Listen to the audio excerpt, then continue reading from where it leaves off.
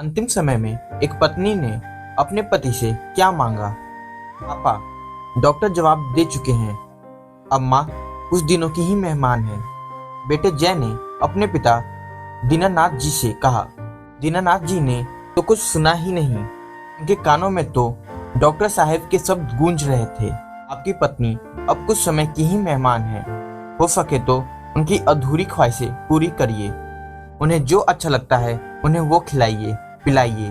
दीनानाथ जी अपनी पत्नी को घर ले आए और उनकी देखभाल में लग गए। अब इस उम्र में अपनी पत्नी की कीमत समझ आ रही थी। जब वो जाने की तैयारी में थी, डॉक्टर के कहे अनुसार वह उनकी हर ख्वाहिश पूरी करने के लिए बेचैन थे। एक दिन सुबह सुबह उनका सिर अपनी गोद में लेकर बैठ गए और बोले, शोभा, वैसे तो मैं आज तक तुम्हारी कोई ख्वाहिश पूरी नहीं की, लेकिन अब करना चाहता हूँ।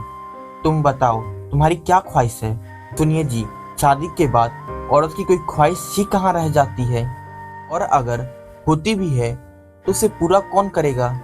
अब छोड़िए भी, मेरे पास वक्त ही कितना बचा है। मेरे मन में जितनी ख्वाहिशें हैं इतने कम वक्त में तो एक भी पूरी नहीं हो पाएंगी। उनमें से कई ख्वाहिश से जुड़े लोग तो अब तक इस दुनिया में भी नहीं है। तुम कहकर तो देखो, मुझसे जो बन पड़ेगा मैं वो जरूर करूँगा।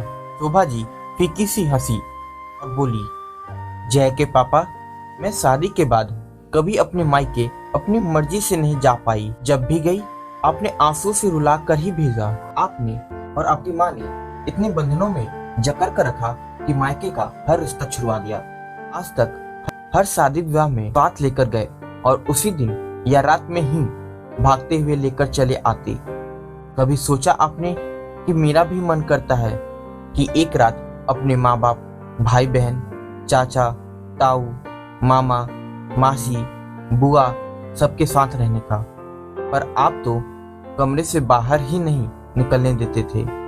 मेरा बड़ा मन करता था कि मैं भी वहीं अपनी सभी बहनों के साथ रुककर सबके साथ हंसी ठिठोली करूं, लेकिन आपने कभी ये बात समझी ही नहीं। शादी के बाद मैंने कोई छोटा सा त्योहार भी मायके में नहीं मनाया।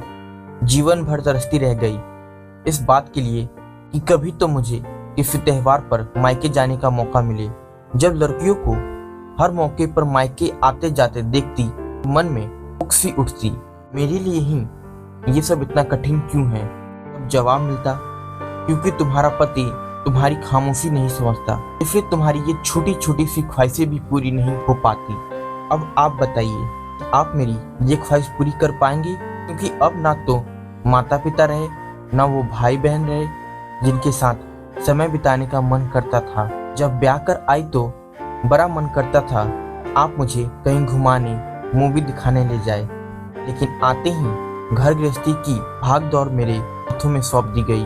आज्ञाकारी बेटे होने के चक्कर में आपने हमेशा मेरी छोटी सी छोटी ख्वाहिश को नजरअंदाज कर दिया। अपने मन की बात जिससे कहने जाती, सब कुछ अंदर ही अंदर चलता रहता, लेकिन आपने कभी पूछा तक नहीं। आपको याद होगा, मेरी ख्वाहिश थी कि हम लोग फोटो स्टूडियो चलकर एक तस्वीर खिंचवाए, लेकिन जब आपसे कहा तो आपने साफ मना कर दिया। तो सब मोबाइल से खींच लेते हैं, लेकिन मेरी तो एक तस्वीर भी आपके मोबाइल में नहीं मिलेगी, क्योंकि जब भी साथ में तस्वीर खिंचवाने को कहती आप हमेशा छटक कर दूर चले जाते। अब मेरे जाने के बाद ढूंढते रहना, हमारी तस्वीर कहीं नहीं मिलने वाली। बताइए, अब आप मेरी ये ख्वाहिश पूरी कर पाएंगे? जब मैं मृत्यु शैया पर पड़ी हूँ, कभी कुछ पहनती या उड़ती तो मन करता कि आप भी बाकी पतियों की तरह मेरी तारीफ करें, लेकिन आपको तो निगाह उठाकर देखने की भी फुर्सत नहीं रहती।